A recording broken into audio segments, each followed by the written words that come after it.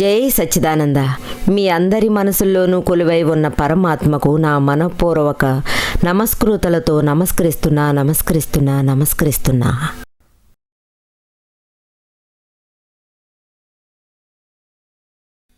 ఈరోజు కూడా మనం పిల్లలు అమ్మా నాన్నల వ్యవహారాల గురించి మాట్లాడుకుందాం. ఒక విషయం చెప్తాను. సపోజ్ కొడుక్కి పెళ్లి చేసి కోడల్ని ఇంటికి తెచ్చుకుంటే ఆ కోడలు ఇంటికి వచ్చిన తర్వాత కొన్నాళ్ళు గడిచాక అత్తగారికి కోడలికి మధ్య, ఆడపడుచుకి వదినికి మధ్య ఒక క్లాష్ ఏర్పడుతుంది. ఆ ఇంట్లో వాతావరణం ఒక్కసారిగా అలా మారిపోతుంది. నరకప్రాయం అవుతుందనొచ్చు. దీని వెనకాల అక్కడక్కడ అత్తగారి తప్పులున్నాయి, కొడుకు తప్పులున్నాయి, కోడలి తప్పులున్నాయి.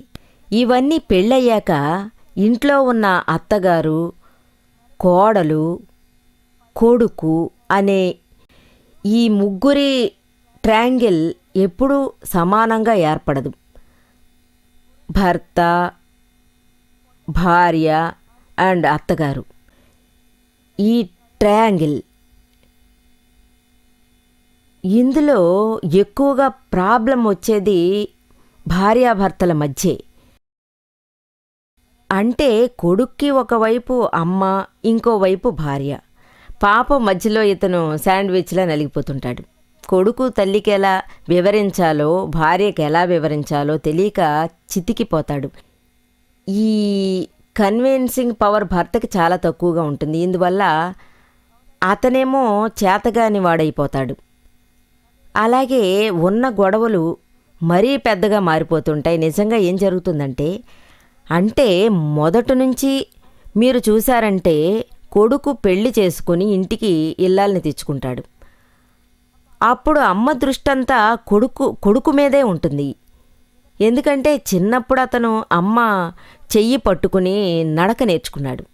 అమ్మ ఏం చెబితే అదే చేయడం అలవాటు. అందువల్ల అమ్మ మనసులో ఒక సైకలాజికల్ పవర్ ఏర్పడడం మొదలవుతుంది. ప్రతి స్త్రీకి ఈ గుణం ఉంటుంది కదా, అది మంచి గుణమా చెడ్డ గుణమా అని ప్రశ్నిస్తే చెడ్డ గుణమే. ఇతని న్యాచురల్ పొజిటివ్నెస్ చాలా హైగా ఉంటుంది. పొజిటివ్నెస్ చాలా ఎక్కువగా అతనిలో కనిపిస్తుంది. అమ్మ తన కొడుకు పట్ల యజమానిలా ప్రవర్తించదు. భార్యకి భర్త మీద ఒక ప్రభావం ఏర్పడుతుంది, అంటే పొజిటివ్నెస్ ఏర్పడుతుంది. దీని వెనకాలే ఇన్సెక్యూరిటీ ఏర్పడుతుంది. స్త్రీలకు ఇన్సెక్యూరిటీ ఫీలింగ్ చాలా ఎక్కువగా ఉంటుంది. ఈ సెక్యూరిటీ కోసమే వాళ్ళు ఎవరినైనా అండగా కోరుకుంటారు. ఈ విధంగా అండ కోరుకోవడం అంటే అప్పుడు భర్త ఉన్నా కూడా అదే కోడలు వచ్చిన వెంటనే తన ఫీల్ ఎక్కువ అవుతుంటుంది. కొడుకు నా దగ్గర నుంచి వెళ్ళిపోతాడు, భార్య భర్త అంటూ తన వెనకాలే పిచ్చివాళ్ళ తిరుగుతూ ఉంటాడు. దాంతో వాడు నన్ను మరిచిపోతాడు. వాడి ముందు నా పప్పులేమీ ఉడకవు. భార్య ఉన్న కారణం చేత భయం. తను తన అహంకారాన్ని దూరం చేసుకోవాలి అనుకుంటుంది. తన అధికారాన్ని నిలబెట్టుకోవాలని చూస్తుంది. ఇది తన కొడుకు మీద ప్రేమతో కోడల ముందు ప్రదర్శించాలని చూస్తుంది. ఈ ఒక కారణం చేత ఈ ప్రశ్న లేవదీస్తుంది. ఇందులో ఎవరు నెగ్గుతారో ఎవరు తగ్గుతారో, ఈ అత్తా కోడళ్ల మధ్య ఈ పోటీ ఆఖరిదాకా కొనసాగుతూనే ఉంటుంది. ప్రారంభంలో అత్తయ్య పెట్టిందే చట్టం, ఇంట్లో ఉన్నవన్నీ తనవే అన్నట్టు ప్రవర్తిస్తుంది. అలాగే అన్నీ తన ఇష్ట ప్రకారమే జరగాలనుకుంటుంది. అందువల్ల అధికారం అంతా తందే, అన్నీ తన చేతిలోనే ఉంటాయి. ఇంట్లో భర్త మీద, కొడుకు మీద.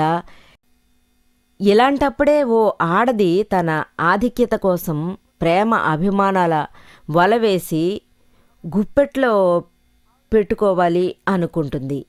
ఆ రకంగా ప్రవేశిస్తుంది. ప్రారంభంలో అమ్మకే సర్వాధికారాలు అన్నీ ఉంటాయి. కోడలు కొత్తగా వచ్చినందువల్ల తను చెప్పింది జరగదు. యాక్చువల్గా తను అలా ట్రై చేస్తుంది. అత్తా కోడళ్ల గొడవలు ఎప్పటికీ ఎడతెగనివి. ఎందుకంటే ఈ అత్తగారేమో ఒక ఆట ఆడిస్తూ కుటుంబాన్ని నడిపిస్తుంది. ఈ కాలానికి తగ్గట్టు కుటుంబాన్ని నడిపించాలి అనుకుంటుంది ప్రతి విషయంలోనూ.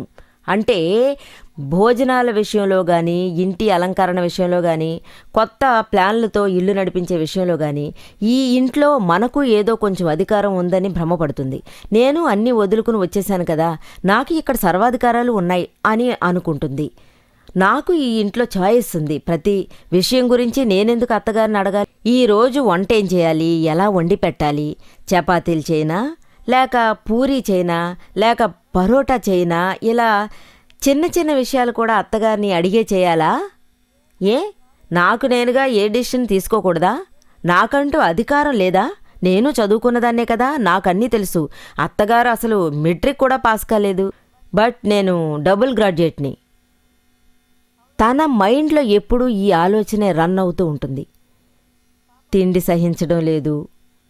ఇంకోవైపు అత్తగారికి ఇల్లంతా తనది అని అనిపిస్తుంది. నేనే ఈ ఇంట్లో అన్నీ చేస్తున్నాను, నేనే ఈ ఇంటికి చాలా చక్కగా ఉంచుకోగలను, నేను ఎలా చేయమంటే అలాగే ఎంతకాలం అందరూ చేస్తూ వచ్చారు, ఎప్పుడు అలాగే నడుచుకోవాలి అంది.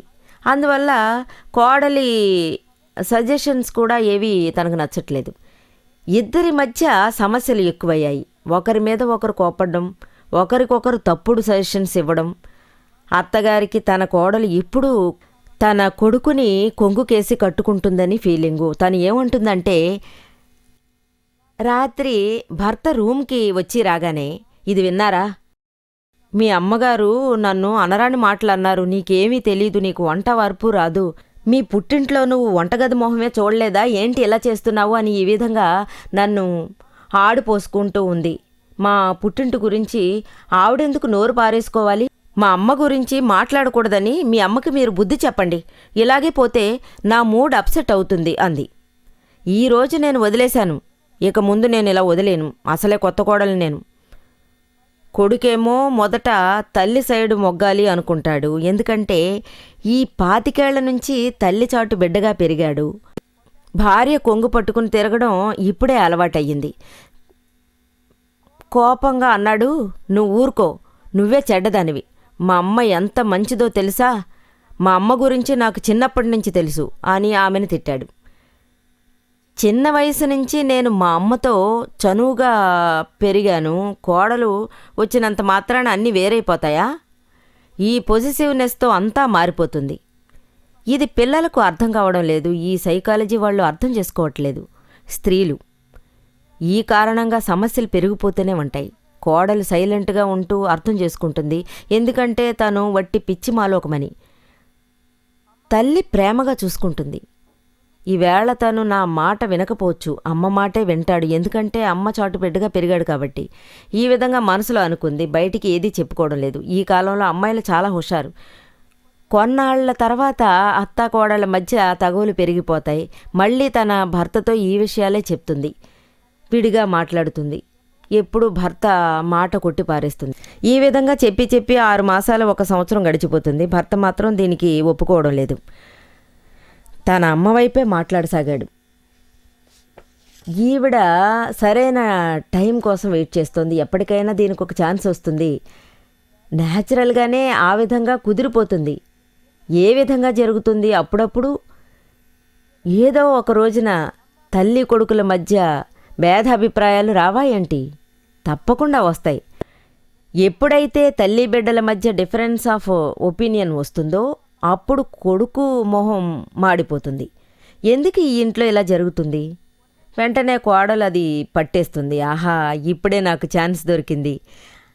ఆ తర్వాత రాత్రిపూట తన భర్త పక్కన కూర్చుని వేడి వేడి బజ్జీలు వడలు చేసి పెట్టింది. అతని చెవికి ఇంపుగా తీయని పాటలు పాడింది. అంటే విషబీజం నాటుతుంది. చాలా అందంగా మాట్లాడుతుంది. వెంటనే అతనితో ముద్దాడుతుంది. ఏమండి, మీరు పొద్దుట ఇలా అన్నారు, ఈ విధంగా అనాల్సిన అవసరమే లేదు, మీరు ఏ తప్పు చేయలేదు, మరి ఎందుకని మీ అమ్మ అలా మాట్లాడుతుంది? మమ్మీ గురించి వెంటనే కొడుకు చెప్పాడు. మమ్మీ ఎప్పుడూ ఇంతే, మమ్మీ ఈ మధ్య ఎక్కువ మాట్లాడుతోంది. ఆ కోడలేమో తన భర్తతో ఈ మాట కూడా చెప్పింది. అరే, మీ అమ్మ ఇలాంటిదని నేను ఆనాడే చెప్పాను కదా, మీకు అది ఈనాడే జ్ఞానోదయం అయ్యిందా? ఇప్పుడు తెలుసుకున్నారు కదా. ఈ విషయమే చెవికి బాగా ఎక్కించుకోవాలి. అలాగే చెవి నుంచి అది బుర్ర దాకా పాకిపోతుంది. అతని మనసులో అవును మా అమ్మ ఇంతే అనే ఆలోచనకు వస్తాడు. ఆ తల్లి ఇంతే. తల్లి వైపు నుంచి ఇప్పుడు భార్య వైపు మొగ్గుతాడు. ఎప్పుడు ఇతను భార్య వైపు మాట్లాడడం మొదలెట్టాడో వెంటనే తల్లి ఏం ఆలోచిస్తుంది? అయ్యో నా కొడుకు ఇప్పుడు భార్య దాసుడిగా మారిపోయాడు. ఇక మీదట వాడు భార్య వైపే మాట్లాడుతాడు. ప్రతిసారి వాడు తన గురించే చెప్తున్నాడు. కొడుకు భార్య వైపు మాట్లాడడం మొదలెట్టగానే తను మాట్లాడడం స్టార్ట్ చేస్తుంది. ఎందుకంటే భార్యాదాసుడయ్యాడు. నిజం చెప్తున్నాను నేను. ఒరే నాన్న విను, తను చెప్పేది తప్పు, అబద్ధం చెప్తోంది. ఆ తర్వాత అతనేం వినిపించుకోడు. వాడు భార్య మాట మాత్రమే వింటాడు. పక్షపాతం నేర్చాడు. ఇదే స్త్రీల నేచర్ అనిపించుకుంటుంది. స్త్రీలలో ఈ నేచర్ ఇంకా కనిపిస్తుంది. ఎప్పుడూ ఉన్నత స్థానంలో ఉండాలి. తన అధికారం చెలాయించాలనుకుంటుంది. పాపం ఇతని జీవితాంతం పోకచెక్కలా నలిగిపోవాల్సిందే. భర్తతోనూ చెప్పలేడు, మరోవైపు అమ్మతోనూ చెప్పలేక సతమతమైపోతూ ఉంటాడు. రెండు వైపుల నుంచి మధ్యల దొరవైపోయాడు మదనపడి. అతనికి ఏకంగా మెంటల్ టెన్షన్ వచ్చేస్తుంది. ప్రాబ్లమ్స్, ఇంట్లో గొడవలు, ఇవన్నీ రోజు రొటీన్ అయిపోయాయి. ఇందువల్ల అతని మూడ్ అప్సెట్ అవుతుంది. అతని కెరియర్లో భవిష్యత్తులో బాగా వెనక పడిపోవాల్సి వస్తుంది. కొంచెమైనా ఈ తల్లి కోడలి మాట అర్థం చేసుకుంటే, ఈ విషయాలు అవగాహన చేసుకుంటే, అత్తగారు జీర్ణించుకుంటే ఈ కాలంలో గట్టెక్కగలరు. మన థింకింగ్ సమానంగా ఉండదు. అందువల్ల కొంచెం కంపెల్ చేయాలి. అత్త కోడలు ఇద్దరూ కాంప్రమైజ్ అయ్యారంటే కోడలు ఈ ఇల్లు అత్తగారిది అనుకుంటుంది. ఇంతకాలం చేసి ఇప్పుడు చేయకపోతే ఒక చెయ్యి విరిగిపోయినట్టు ఉంటుంది కదా అని కోడలు అనుకోవాలి. ఇలా అధికారాలు వదులుకోవాలి, లేదంటే బాగుండదు. అప్పుడే మనం అన్నీ వదులుకోవడానికి సిద్ధపడగలం. మనం చూసుంటాం ఎంతోమంది ఫ్రెండ్స్కి మంచి అత్తయ్యలు దొరికినట్టు. నాకు మాత్రం ఎందుకిలా, కర్మ ఎందుకిలా పట్టింది? అన్ని విధాలా మనం కాంప్రమైజ్ కావాలి. మనం అన్నింటినీ పోటాపోటీగా తీసుకోకూడదు. అన్నిటినీ మనం వదులుకోవడం నేర్చుకోవాలి. ఇలా అనుభవించడం, అది తప్పు అనుకోవడం, ఇవన్నీ పోయిన జన్మలో చేసిన తప్పులు కావచ్చు. ఇవన్నీ మనం తప్పుగా అనుకోకపోతే నిజంగా మనం హాయిగా ఉండొచ్చు కదా. ఖచ్చితంగా మనం అత్తగారి మంచి చెడ్డలు చూస్తే మనకు మనశ్శాంతి లభించదు. ఇంట్లో ఎప్పుడూ గొడవలు, కొట్లాటలు ఉండకూడదు. ఇందువల్ల మనకు ఎప్పటికీ సుఖం ఉండదు. సమస్యల వల్ల సుఖశాంతులు దూరమవుతాయి. ఒకరి మధ్య ఒకరికి గొడవలు వస్తుంటాయి. అత్తగారి సమస్యలు మనం పట్టించుకోకూడదు. తన మానాన తను ఉంది కదా అని మనం వదిలేయాలి. ఇంట్లో ఎప్పుడూ రుద్రతాండవం ఆడకూడదు. ఇలా తికమకగా బతికితే జీవితంలో సుఖమే ఉంది. ఆనందంగా గడిపేయాలి. ఎప్పుడూ మనం హాయిగా ఉండాలి. ఒకసారి ఆదివాసుల గ్రామాన్ని దర్శించాం. అక్కడ ఆదివాసీ స్త్రీ కనిపించింది. తన పేరు కూడా నిర్మానే. వాళ్ళేమో ఆదివాసులు, చదువు లేని వాళ్ళు, జ్ఞానదీక్ష పొందిన వాళ్ళు, ఆత్మజ్ఞానం సంపాదించిన వాళ్ళు. వాళ్ళల్లో ఎన్నో మార్పులు వచ్చాయి. వాళ్ళ అనుభవాలు చెప్పారు. అప్పుడు నాకు జ్ఞానదీక్ష దొరకలేదు. అజ్ఞాన దశలోనే ఉన్నాను. అప్పుడు నేను మా అత్తగారితో ఎప్పుడూ తగవలాడేదాన్ని. ఎప్పుడూ ఏదో ఒకటి దెప్పుతూ ఉంటుంది. అత్తగారు నన్ను ఎప్పుడూ తిడుతూనే ఉండేది. రోజంతా నేను పని చేసేదాన్ని. ఇంట్లో పనులు, బయట పనులు అన్నీ నేను చేసేదాన్ని. ఇంట్లో మనశ్శాంతి అనేది నాకు లేకుండా పోయింది. ఎప్పుడు చూసినా అత్తగారు నన్ను తిడుతూ ఉండేవారు. ఊరికే ఏదో ఒకటి గొణుగుతూ ఉంటుంది. కానీ నేను జ్ఞానదీక్ష సంపాదించాక నాకు అనిపించింది ఇదే. ఇవన్నీ నా పూర్వానుభవం. ఇవన్నీ నా సొంతమే. నేనే ఈ అకౌంట్ని క్లియర్ చేయాలి. తనతోటి నేను మామూలుగా నడుచుకునేదాన్ని. ఆశద్వేషాలు చూసేదాన్ని కాదు. వాళ్ళకి ఎప్పుడు చెడు మాత్రం కోరుకునేదాన్ని కాదు. అప్పుడు నా అకౌంట్ క్లియర్ అవుతుంది కదా. ఇంట్లో పోటీకి బదులు మనశ్శాంతి లభిస్తుంది. అందువల్ల వాళ్ళ మధ్య చాలా మార్పులు వచ్చాయని అన్నారు. వాళ్ళు చేంజ్ అయ్యారు. జ్ఞానం యొక్క రూల్స్ యూజ్ చేశారు. నేను ఆత్మ పరమాత్మ. కర్మ కొద్దీ నాకు ఈ అత్తగారు దాపరించారు.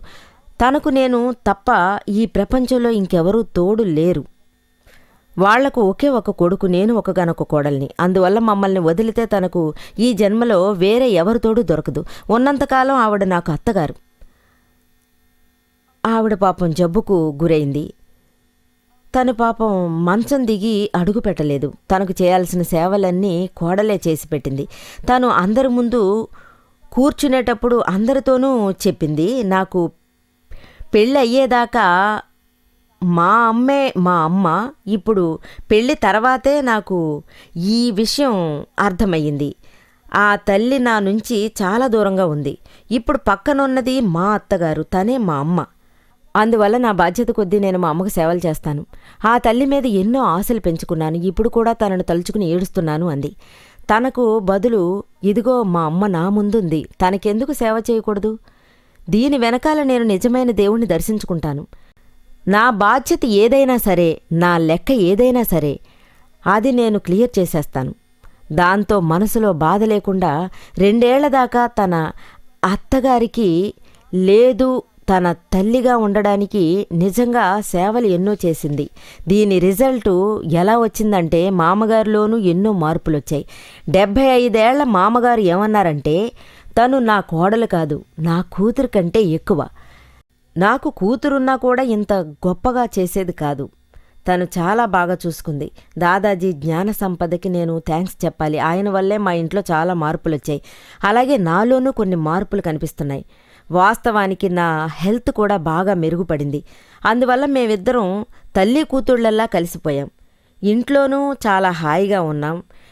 ఈ ఆదివాసులు కూడా ఈ జ్ఞానదీక్షను సరిగ్గా ఉపయోగించుకుని తమ జీవితాల్లో వెలుగు తీసుకురాగలమని, అత్తాకోడళ్ల గొడవలు తగ్గించగలమని, ఆ రకమైన ఆలోచనలు మనమెందుకు చేయడం లేదు? మన అందరం ఇలాగే ఉంటున్నాం. ఇటువంటి బుర్ర ఉన్న వాళ్ళకి ఇదెందుకు పాసిబుల్ కావడం లేదు? విషయాలు అర్థం చేసుకోవాలంతే. ఏదైతే మనదాకా వస్తుందో అది అలాగే స్వీకరించాలి. మనం సమాజంలో పెద్ద పెద్ద విషయాలు మాట్లాడి, పెద్ద పెద్ద మాటలు విసిరి, కేవలం చప్పట్లు మాత్రమే దక్కించుకుంటున్నాం. కానీ ఇంట్లో అత్తగారున్నారు, మన మామగారు కూడా ఉన్నారు. వీళ్లకు మనం సేవలు చేసి తీరాలి. వాళ్ల మనసుల్లో మనకంటూ ఒక ప్రత్యేక స్థానం సంపాదించాలి, మంచి భావన కలగాలి, వాళ్ల మనసు ప్రశాంతత పొందాలి. ఇదే ప్రజల చప్పట్లు కన్నా గొప్ప విషయమని నేను అంటాను. ఈ విధంగా ఎందరో అత్తాకోడళ్ళు తమ జీవితాల్లో మార్పులు తెచ్చుకున్నారు. ఒక ఫ్యామిలీ అంటే ఒక పెద్ద ఫ్యామిలీ అనుకోండి. ఆ ఫ్యామిలీ విశేషాలు చెప్తాను. ఆ ఫ్యామిలీలో పిల్లలు ఐకమత్యంగా ఉంటారు. తర్వాత బిజినెస్ నిమిత్తం వేరుపడ్డారు. బిజినెస్లు కూడా వేరువేరుగా ఉన్నారు. వాళ్ళ కోడళ్లతో కలిసి బతుకుతున్నారు. ఈ నలుగురిలో పెద్ద బ్రదర్ వచ్చి హార్ట్ అటాక్లో చనిపోయారు. దాదాజీ ఆ కుటుంబంతో చాలా క్లోజ్గా ఉండేవారు. ప్రతి సంవత్సరం అక్కడికి వెళ్తారు. వాళ్ళ ఇంట్లో బస చేసేవారు. ఆ సమయంలో నలుగురు అక్కడ ఉన్నారు. అప్పుడే ఆ నలుగురు ప్రేమగా చూసుకున్నారు. డైలీ ఇటు వచ్చేవాళ్ళు. ఈ పెద్ద బ్రదరు చనిపోయిన తర్వాత దాదాజీ ఆ ఇంటికి వెళ్ళారు. అక్కడున్న ఆఖరి రోజున చనిపోయిన వ్యక్తి కోడల్ని పిలిచి చెప్పారు, చూడమ్మా, నా బాధ్యత ఒకటి నువ్వు తప్పకుండా నెరవేర్చాలి అన్నారు. వెంటనే ఆ కోడలు, మీరు ఏం చేయమంటే అది చేస్తాను, కుదరదని మాత్రం చెప్పను అంది. ఖచ్చితంగా చేస్తాను. వెంటనే దాదాజీ తనకి ఆజ్ఞాపించారు, డైలీ అత్తగారి కాళ్లకు నమస్కరించాలి, అంటే తలదించి నమస్కరించాలి. ఎలా అయితే కాళ్ల మీద పడి వేడుకుంటావో అదేవిధంగా నువ్వు డైలీ స్నానం చేసి అత్తగారి కాళ్ళకి మనస్ఫూర్తిగా మంచి భావనతో, అంటే పూజ్య భావనతో అత్తగారి కాళ్ళకి తలదించుకుని నమస్కరించాలి. వెంటనే ఈ ముగ్గురు కోడళ్ళు సంతోషంతో సరే అన్నారు. ఆ మర్నాడు వాళ్ళు పాటించడం మొదలుపెట్టారు. రిజల్ట్ ఏంటంటే డైలీ ముగ్గురు కోడళ్ళు అత్తగారి కాళ్ళకి నమస్కరించారు. అందువల్ల వాళ్ళు కాళ్ళ దగ్గర తల వంచి నమస్కరించినందువల్ల వాళ్ళ పిల్లలు అక్కడికి వెళ్ళారు. ఉత్తినే చెయ్యి పట్టుకుని వెళ్ళారు. వెంటనే వాళ్ళు తమ అమ్మకి డైలీ తలదించి కాళ్ళ మీద పడి నమస్కారం చేసుకుంటున్నారు. ఆ తర్వాత ఆ ముగ్గురు పిల్లలు, అరే మన ఆ అమ్మ ఈ విధంగా మొక్కకూడదు అనుకుంది. అరెరే, మనం ఎంత పెద్ద తప్పు చేశాం. వెంటనే ఆ ముగ్గురు పిల్లలు స్టార్ట్ చేశారు. పొద్దుట లేవగానే అమ్మ పాదాల మీద పడి నమస్కారం చేసుకున్నారు. దీని రిజల్ట్ ఎలా ఉందంటే, ఇంట్లో అమ్మ కోసం అందరూ ఒక మంచి భావనతో ఉన్నత స్థానం కల్పించారు. ఎవరికైనా ఎక్కడైనా కొంచెం చెడు ఆలోచన మనసులో మెదిలితే మర్నాడు ఉదయం నమస్కారం చేసేటప్పుడు అది వాష్ అవుట్ అయిపోతుంది. మళ్ళీ వాళ్ళు ఆ పూజ్య భావం వాళ్ళల్లో ఎస్టాబ్లిష్ అవుతుంది. ఇందువల్ల ఆ ఇంట్లో దాదాజీ అందంగా కాలం వెళ్ళబుచ్చారు. ఆ ఇంట్లో ఆ తల్లికి భర్త లేడు, ఆ ఇంట్లో తండ్రి లేడు. ఇంట్లో అందరూ స్వేచ్ఛగా మెలిగేవారు. ఈ స్వేచ్ఛను వాళ్ళు దుర్వినియోగం చేయకూడదని అమ్మను ఇంట్లో ఒక ఉన్నత స్థానంలో ఉంచారు. ఏ విషయమైనా సరే తనను అడిగే చేయాలి అన్నారు. ఆ తల్లి కూడా కోడలతో కూతుర్లా భావించి అన్ని విషయాలు అడిగి తెలుసుకుంది. ఇది చూసి ఈ విధంగా చేయడం చూసే ఎందరో కోడళ్ళు తమ అత్తగారి కాళ్ల మీద పడి నమస్కరిస్తున్నారు.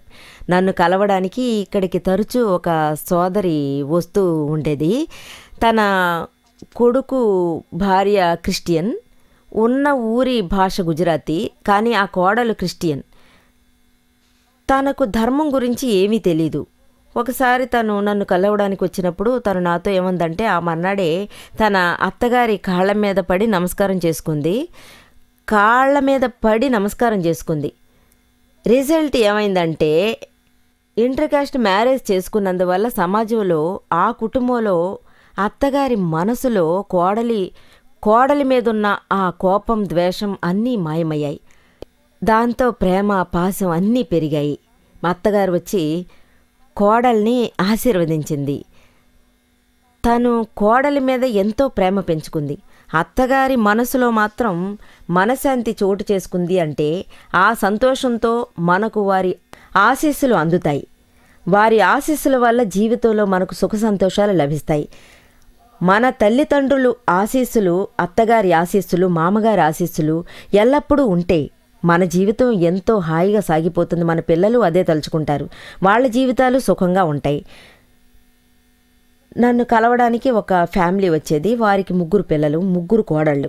అత్తగారు చాలా చిన్న వయసులో విధవరాలయ్యింది. ఆవిడ తన పిల్లలను చక్కగా చదివించి తన బిజినెస్లు అప్పచెప్పి వాళ్లకు సంపాదించే దారి చూపింది. 3 ఇప్పుడు విడివిడిగా ఉన్నారు. అత్తగారికి చిక్కు సమస్య ఎదురైంది. ఎవరింట్లో స్టే చేయాలి అని. ఎవరు తనని పోషించడానికి సిద్ధపడలేదు. ఆ తర్వాత 4 నెలలు ఒకరింట్లో ఉండేలా నిర్ణయించుకున్నారు. 3 కోడళ్ళకి ఆ అత్తగారు బరువు అనిపించింది. ఆ తర్వాత తనున్న స్థానంలో చీటికి మాటికి గొడవలయ్యాయి. అందువల్ల ఇంట్లో అందరూ ఇటువంటి చిక్కుల్లో పడ్డారు. అత్తగారిని చూస్తే చాలు మండిపడేవారు. నేను ఆ కోడళ్ళకి తెలియజేశాను, ఆ అత్తగారికి తెలియజేశాను. ఆ కోడళ్లను కూతుళ్లలా భావించి దగ్గరికి తీసుకోండి. ఇంట్లో అన్ని విషయాలకి మీరు జోక్యం చేసుకోవద్దు. మీరు ఇంట్లో మెదలకుండా ఉండండి. 2 పూటలా తిండి దొరికిందా, దాంతో హాయిగా ఫీల్ అవ్వండి. వేరే ఎందులోనూ తలదూర్చకండి. అన్నింట్లోనూ వేలు పెట్టడం వల్ల మనశ్శాంతి లోపిస్తుంది. కోడళ్ళకి మూడ్ అప్సెట్ అవుతుంది. ఇంట్లో ఏమి కలగజేసుకోకండి. అదే రొటీన్గా అలవాటు పడండి. దానివల్ల లేని సమస్యలు చుట్టుకుంటాయి. అదేవిధంగా కోడళ్లతోనూ చెప్పాను, మీ అత్తగారిని అమ్మలా భావించండి. తనకు మీరు సేవలు చేయండని చెప్పాను. ఇంతకంటే పుణ్యకార్యం మీకు మరొకటి ఈ లోకంలో కనిపించదు. 3 కోడళ్ళు అది పాటించారు. ఒకవేళ ఏదైనా పొరపాటు జరిగితే మనసులో బాధపడి ఆ బాధ తెలియకుండా పరిహారం చేసుకోండి అని చెప్పాను. తన భావన మార్చుకుంది. ప్రతి అత్తగారికి, ప్రతి కోడలికి నా స్పెషల్ రిక్వెస్ట్ ఏంటంటే, ఇంట్లో తల్లి బిడ్డల్లా నడుచుకోండి. భేదాభిప్రాయాలు మానుకోండి. మీ జీవితాన్ని తీర్చిదిద్దుకోండి. ఇంట్లో అందరూ హ్యాపీగా ఉండొచ్చు. సమాజము బాగుపడుతుంది. జై